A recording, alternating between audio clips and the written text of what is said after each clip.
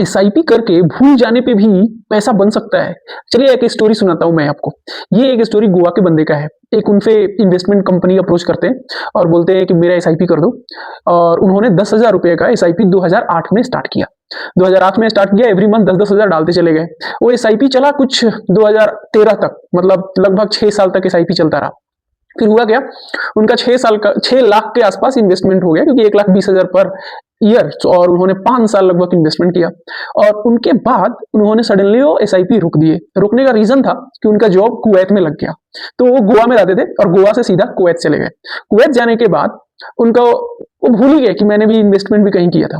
फिर वो कुवैत में काम करते रहे, फास्ट फॉरवर्ड में जिंदगी चलती रही। और फिर वापस आए 2022 में।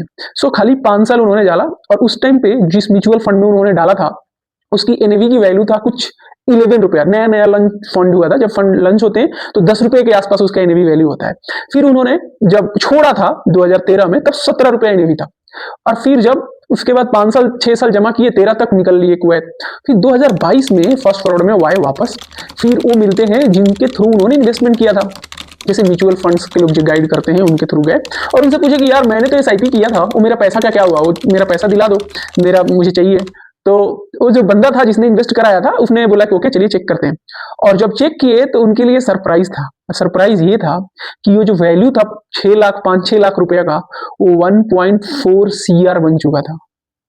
यस, ये वैल्यू था 5 लाख रुपया जो उन्होंने इन्वेस्ट किया था। वो म्यूचुअल फंड बहुत सही रिटर्न दिया और उतने दिन में उनका पैसा 1 सीआर क्रॉस कर चुका था।